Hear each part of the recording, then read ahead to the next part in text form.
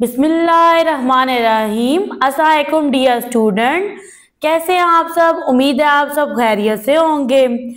आज के लेक्चर में एक्सरसाइज 4.1 का क्वेश्चन नंबर 2 सॉल्व करेंगे। बुक का पेज नंबर है 69। क्वेश्चन है factorise.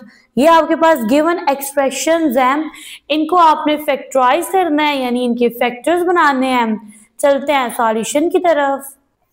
Question number 1, 5x plus 15। अब जब देखिए एक्सरसाइज का क्वेश्चन नंबर 1 सॉल्व किया था ना, तो उसमें भी मैंने आपको बताया था कि फैक्टर किसे कहते हैं, एक्सप्रेशन को किस तरह से फैक्टराइज किया जाता है। यहाँ पे देखो स्टूडेंट 5 और 15 है, ठीक है। तो यहाँ पे ऐड कर देंगे दोनों नंबर्स को। अब आपने ना इस एक्सप्रेशन को फैक्टराइज करना है, तो आपने एक ऐसा नंबर लेना है जो 5 पे भी डिविजिबल और 15 पे भी।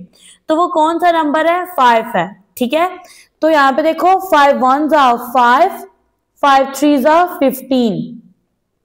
तो डियर स्टूडेंट यहाँ पे 5 फैक्टर है, 5 का भी एंड 15 का भी। सही है, यहाँ तक आपको चीज समझ आ गई। अब आपने क्या करना है, ये जो क्वेश्चन है ना, फर्स्ट स्टेप में इसको एज इट इज राइट करना है, ठीक है। यहाँ पे है 5x, तो देखो 5 के फैक्टर बने हैं 2, एक है 5 दूसरा है 1। तो आप यहाँ पे राइट कर दो 5 इंटू एक्स को, क्योंकि 5 1s are 5 होता है। प्लस का साइन एज इट इज आएगा। 15 के फैक्टर्स देखें तो एक 5 है दूसरा 3 है, ठीक है। 5 का टेबल लेके गए हैं 15 पे, 3 टाइम गया है, तो यहाँ पे राइट करेंगे 5 मल्टीप्लाई 3। फर्दर अब आपने देखना है इस एक्सप्रेशन में कौन सा नंबर या कौन सी टर्म या वेरिएबल कॉमन है। तो ये फर्स्ट टर्म है, ये सेकंड टर्म है। इसमें देखें दोनों में कॉमन है 5। कॉमन मींस जो दोनों में आ रहा हो, ठीक है।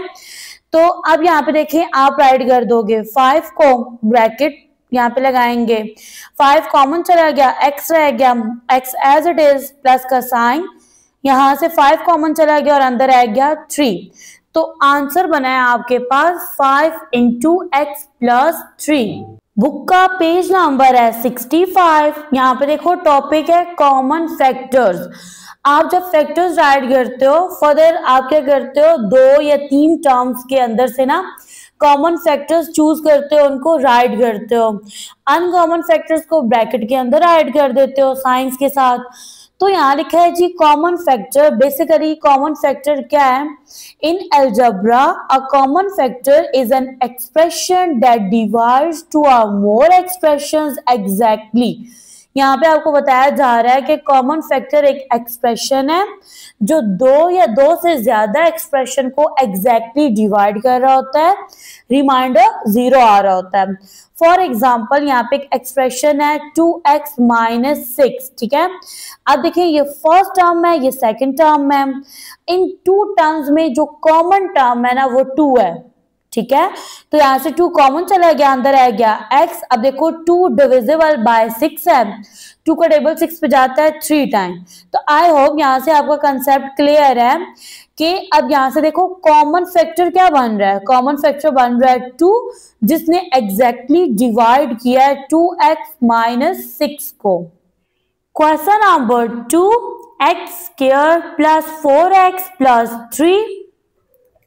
Question number 2। अब यहाँ पे देखो स्टूडेंट, फर्स्टली आप ये देखोगे ना कि आपके पास ना ये एक एक्सप्रेशन है, इसके अंदर 3 टर्म्स हैं, ठीक है। तो आप सबसे फर्स्ट में आप ये नोट करना है कि इन तीनों टर्म्स में से कोई कॉमन टर्म निकल रही है, नहीं निकल रही इस क्वेश्चन में। तो आप क्या करोगे, क्वेश्चन नंबर 1 और क्वेश्चन नंबर 2 के पार्ट 1 में आपके पास 2 टर्म्स थी, आप कॉमन लेते थे, ठीक है, और अनकॉमन फैक्टर्स को ब्रैकेट के अंदर राइट कर देते थे। अब ये देखें, ये फर्स्ट सेकंड थर्ड ये 3 टर्म्स हैं। पहले आप लगाओ इक्वल का साइन, क्वेश्चन को एज इट इज राइट कर दो। फर्दर यहाँ पे देखें जी, आपने ना सबसे फर्स्ट पे देखना है फर्स्ट और लास्ट टर्म को। फर्स्ट टर्म लिखी है एक्स स्क्वायर, ठीक है, यानी अगर आपके पास कोई टर्म एक्स स्क्वायर है ना और इससे पहले कोएफिशिएंट नहीं है, तो वहां पे इसका कोएफिशिएंट 1 है। आप यहाँ पे राइट कर दो 1 को, सही है। लास्ट टर्म में 3, यहाँ पे लगाओ मल्टीप्लाई का साइन, यहाँ पे राइट कर दो 3। अब यहाँ पे देखो 1 को 3 से मल्टीप्लाई करेंगे 3 आएगा।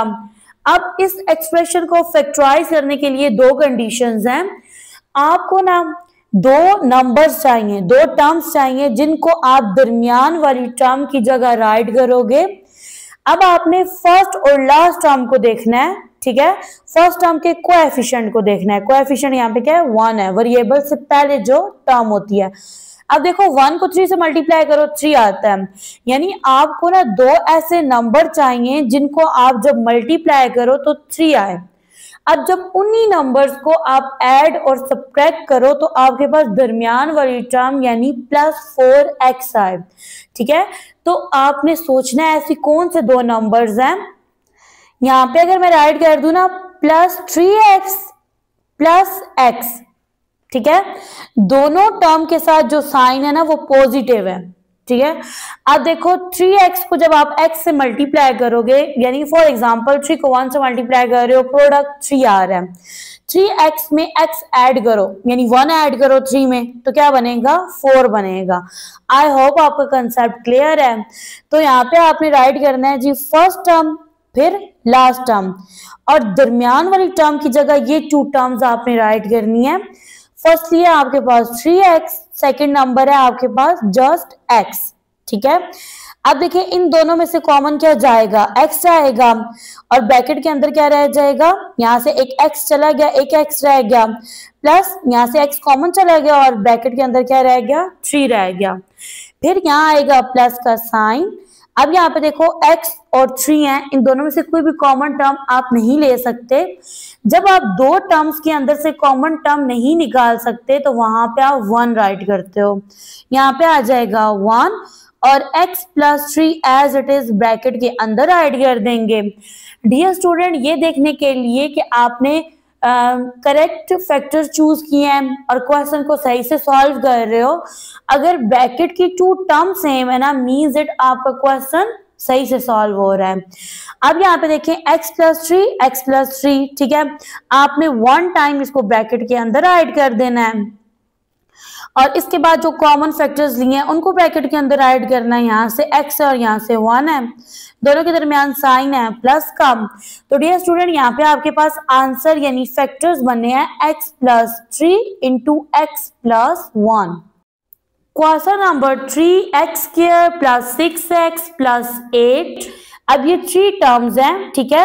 अब अगर आप इस क्वेश्चन को कंपेयर करो ना क्वेश्चन नंबर 6 से, ठीक है, यानी ये क्वेश्चन नंबर 1 का पार्ट 6 है, तो उसमें आपने ना इसको फैक्टराइज नहीं किया बाय फैक्टर, जस्ट आपने ना 3 टर्म्स थी उनमें से आपने कॉमन फैक्टर्स को राइट कर दिया, अनकॉमन फैक्टर्स को राइट कर दिया ब्रैकेट के अंदर, ठीक है। अब मोस्टली स्टूडेंट ये क्वेश्चन करते हैं कि क्वेश्चन नंबर 1 का पार्ट 6 में तो आपने इस तरह से फैक्टर्स जो है वो नहीं बनवाए, अब इस क्वेश्चन में आप फैक्टर जो है उनको चूज करके राइट करके देन आप क्यों सॉल्व कर रहे हो। तो रीजन ये है कि डियर स्टूडेंट ये 3 टर्म्स है ना, इन तीनों टर्म्स में से कोई भी कॉमन फैक्टर नहीं निकल रहा, ठीक है, ये रीजन है। अब यहाँ पे आप क्या करो, फर्स्ट स्टेप में ना क्वेश्चन को एज इट इज राइट कर दो। फर्दर आपने क्या करना है, आपने फर्स्ट और लास्ट टर्म को देखना है। फर्स्ट टर्म में x² यानी इसका कोएफिशिएंट 1 है, लास्ट टर्म 8 है, 1 को 8 से मल्टीप्लाई करो तो प्रोडक्ट क्या बनेगा 8 बनेगा। दरमियान वाली टर्म जो है वो 6 है।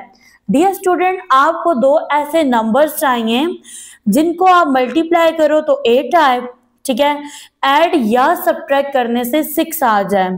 तो यहाँ पे अगर आप देखें तो आप अगर 2 को 4 से मल्टीप्लाई करो, 2 को 4 से मल्टीप्लाई करोगे तो क्या आएगा, 2 4s are 8।